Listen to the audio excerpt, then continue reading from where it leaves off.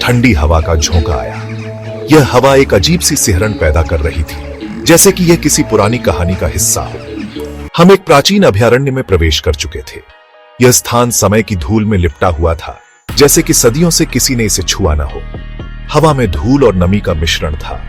हर सांस के साथ हमें इस जगह की पुरानी कहानियों का एहसास हो रहा था।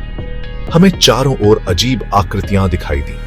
ये आकृतियां जैसे हमें कुछ बताने की कोशिश कर रही थी, लेकिन उनकी भाषा हम समझ नहीं पा रहे थे। वे धूल की चादरों से ढकी हुई थी। इन मूर्तियों के पीछे छिपे रहस्यों का भार हमें महसूस हो रहा था। अभयारण्य अंधेरा और वीरान था। यह वीरानी एक अजीब सी खामोशी में बदल गई थी, जैसे कि यह स्थान अपने रहस्यों को छुपाने की कोशिश कर रहा हो। दीवारों पर मंद फीके चित्र थे। ये चित्र हमें प्राचीन काल की कहानियों और अनुष्ठानों की झलक दिखा रहे थे।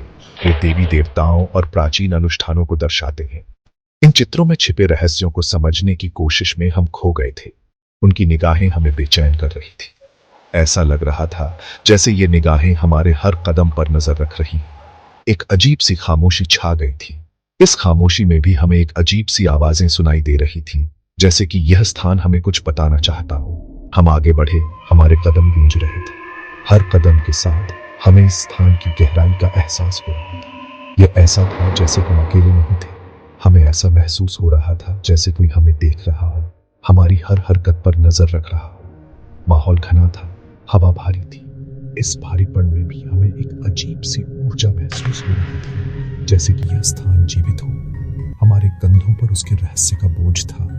यह बोझ हमें इस स्थान के इतिहास और उसकी कहानियों की गहराई में खींच रहा था। हमारे सामने एक कक्ष दिखाई दिया। यह कक्ष जैसे हमें अपने अंदर बुला रहा था, अपने रहस्यों को उजागर करने के लिए। यह एक मिहराब से ढका हुआ था। इस मिहराब के पीछे छिपे रहस्यों को जानने की उत्सुकता हमें आगे बढ़ा रही थी। एक ठंडक ने हमें घेर लिया। यह ठंडक जैसे हमारे अंदर तक उतर गई थी। हम इस स्थान की गहराई का एहसास करा रही थी। हमें पता था कि हम एक ऐसी जगह पर ठोकर मार चुके हैं जो मनुष्यों के लिए नहीं है। इस स्थान अपने रहस्यों को छुपाने की कोशिश कर रहा था, लेकिन हम उन्हें उजागर करने के लिए तैयार थे। मेहराब के नीचे एक विशाल हॉल दर्पणों से भरा हुआ था। यह हॉल किसी प्राचीन महल का हिस्सा लगता था, जहां समय ठहर सा गया था। वे हर आकार और आकार के थे। कुछ दर्पण छोटे थे, कुछ बड़े, और कुछ इतने विशाल कि पूरा शरीर उसमें समा जाए। प्रत्येक सतह पर प्रकाश नाचता था, विकृत प्रतिबिंब बनाता था। यह प्रकाश कभी कभी इतना चमकदार होता कि आंखें चौंधिया जाती। हॉल एक भूल भुलैया जैसा लग रहा था। हर कोने पर एक नया दर्पण, एक नया प्रतिबिंब और एक नई दिशा। प्रकाश टिमटिमाता था और दर्पणों से टकराता था। यह एक जादुई दृश्य था, जैसे किसी सपने में खो जाना। यह वास्तविकता को विकृत करने के लिए लग रहा था। हर दर्पण में एक अलग दुनिया, एक अलग कहानी। यह एक ऐसा स्थान था जहां धारणाएं धुंधली हो जाती थी। यहां समय और स्थान का कोई मतलब नहीं था। हवा में एक अजीब सी ऊर्जा थी। यह ऊर्जा इतनी गहरी थी कि रोंगटे खड़े हो जाते थे। हमने खुद को उन प्रतिबिंबों में घूरते हुए पाया जो हमारे अपने नहीं थे। यह एक अजीब और असहज करने वाला अनुभव था। हमारे चेहरे पीछे मुड़े और मुड़े हुए थे। यह जैसे किसी डरावनी कहानी का हिस्सा हो। यह एक ऐसा अनुभव था जो परेशान करने वाला था। हर दर्पण में एक नई चुनौती, एक नया डर। हॉल के केंद्र में एक दर्पण था जो दूसरों से अलग था। यह दर्पण सबसे अधिक आकर्षक और रहस्यमय था। यह एक अलंकृत सोने के फ्रेम में रखा गया था। इसका फ्रेम इतना बारीक और सुंदर था कि नजरें हटाना मुश्किल था। इसमें एक अजीब सी शक्ति थी।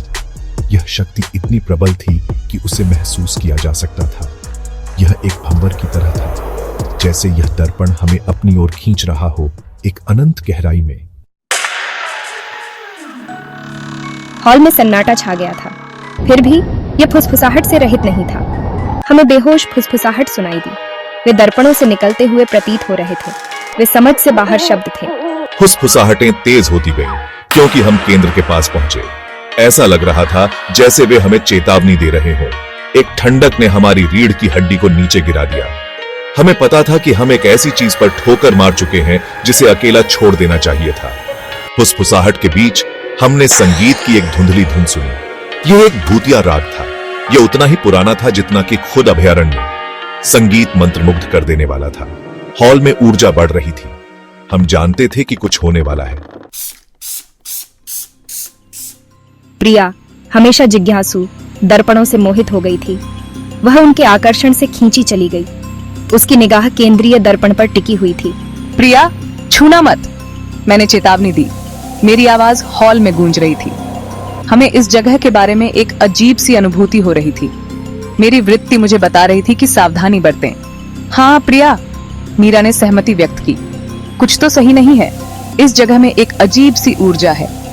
लेकिन प्रिया पहले ही जादू में खो चुकी थी। वह दर्पण के आकर्षण में खोई हुई थी। प्रिया रुको! मीरा चिल्लाई, लेकिन बहुत देर हो चुकी थी। प्रिया पहले ही दर्पण तक पहुंच चुकी थी। उसका हाथ बाहर निकला। उसकी उंगलियां ठंडी सतह को छू रही थीं। जैसे ही प्रिया ने दर्पण को छुआ, एक झटके ने हॉल को हिला दिया। एक अंधाधुंध रोशनी फूट पड़ी, हमें अंधा कर दिया। एक गूंजता शोर गूंजा। हम दर्द से पीछे हट गए। रोशनी और शोर के बीच हमने प्रिया को चीखते हुए सुना। जब हमने अपनी आंखें खोली तो हमने देखा कि वह दर्पण में खींची जा रही है। प्रिया!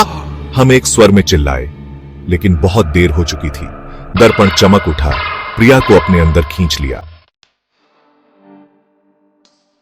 जैसे ही प्रिया ने ठंडी चिकनी सतह को छुआ, एक तेज रोशनी फूट पड़ी। वह अंधेरे के एक भंवर में खींची चली गई। फिर सन्नाटा छा गया। उसने अपनी आंखें खोली, खुद को एक ठंडे पसीने से तरबतर पाया। वह अब दर्पण हॉल में नहीं थी, वह कहीं अलग थी। हवा मसालेदार और अपरिचित सुगंधों से भरी हुई थी। उसने खुद को एक विशाल कक्ष में पाया। यह मशालों से जगमगा रहा था। लोग अजीबोगरीब लेकिन समृद्ध पोशाक में सजे हुए थे। उनकी आंखें एक केंद्रीय मंच पर टिकी थीं, जहां एक आग तेजी से जल रही थी। प्रिया ने महसूस किया कि वह अब दर्पणों की निष्क्रिय पर्यवेक्षक नहीं थी। वह इस जीवंत, सांस लेने वाले अतीत में खींची गई थी। जैसे ही उसकी आंखें मंच पर टिकी रहीं, उसने देखा कि जुलूस का नेतृत्व पुजारियों ने किया था। उनके वस्त्रों की भव्यता और उनके चेहरे की गंभीरता ने एक रहस्यमय माहौल बना दिया था। यह दृश्य किसी प्राचीन काल की याद दिला रहा था, जब अनुष्ठान और प्रार्थनाएं जीवन का एक महत्वपूर्ण हिस्सा हुआ करती थी। उनके लब फुसफुसाते हुए प्रार्थना कर रहे थे। हर शब्द में एक गूढ़ शक्ति थी जो हवा में गूंज रही थी।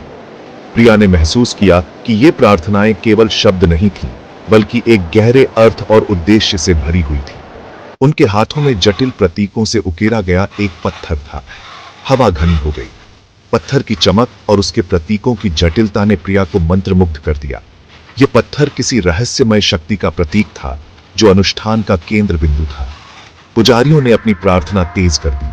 उनकी आवाजें अब और भी गूंजने लगीं, जैसे कि वे किसी अदृश्य शक्ति को बुला रहे हों। प्रिया ने महसूस किया कि कुछ महत्वपूर्ण होने वाला था। पत्थर, प्रिया ने देखा, और तेज चमकने लगा। फिर यह हुआ। पत्थर की चमक इतनी तेज हो गई कि उसने सब कुछ रोशन कर दिया। यह एक संकेत था कि अनुष्ठान अपने चरम पर पहुंच चुका था। आकाश में एक दरार दिखाई दी। यह दरार धीरे धीरे बढ़ने लगी, जैसे कि आकाश खुद को खोल रहा हो। यह दृश्य भयावह था, लेकिन प्रिया की नजरें इससे हट नहीं सकी। एक ग्रहण अपने समय से पहले सूरज को निगल गया। भीड़ हाँफने लगी। यह ग्रहण किसी सामान्य खगोलीय घटना से अधिक था। यह एक अलौकिक घटना थी जो अनुष्ठान की शक्ति को दर्शा रही थी। उस पल प्रिया को एहसास हुआ। यह एहसास उसके मन में गहराई तक उतर गया। वह समझ गई कि वह केवल एक दर्शक नहीं थी, बल्कि इस प्राचीन अनुष्ठान का हिस्सा बन चुकी थी। वह अतीत का गवाह नहीं बन रही थी, वह पहले ग्रहण के अनुष्ठान को देख रही थी। यह अनुष्ठान एक महत्वपूर्ण घटना थी जो इतिहास के पन्नों में दर्ज थी। प्रिया ने महसूस किया कि वह एक महत्वपूर्ण रहस्य की खोज कर रही थी। पत्थर ग्रहण के दिल से ज्यादा कुछ नहीं था। दृश्य फीका पड़ने लगा। यह पत्थर और ग्रहण एक दूसरे से जुड़े हुए थे, जैसे कि वे एक ही शक्ति के दो पहलू हों। दृश्य धीरे धीरे धुंधला होने लगा, लेकिन प्रिया के मन में यह हमेशा के लिए अंकित हो गया। प्रिया को अपने आप को दर्पण हॉल में वापस पाया। यह हॉल अब उसे और भी रहस्यमय लग रहा था। हर दर्पण में उसे अपने ही प्रतिबिंब के साथ साथ उस अनुष्ठान की झलक भी दिखाई दे रही थी। उसने जो देखा था वह केवल इतिहास का एक टुकड़ा नहीं था, यह एक चेतावनी थी। यह चेतावनी थी कि अतीत की शक्तियां अभी भी जीवित थी और वे फिर से उभर सकती थी। ग्रहण की शक्ति वास्तविक थी, खतरनाक थी और यह फिर से उभरने वाली थी। प्रिया ने महसूस किया कि उसे इस रहस्य को सुलझाना होगा, इससे पहले कि यह शक्ति फिर से जागृत हो जाए।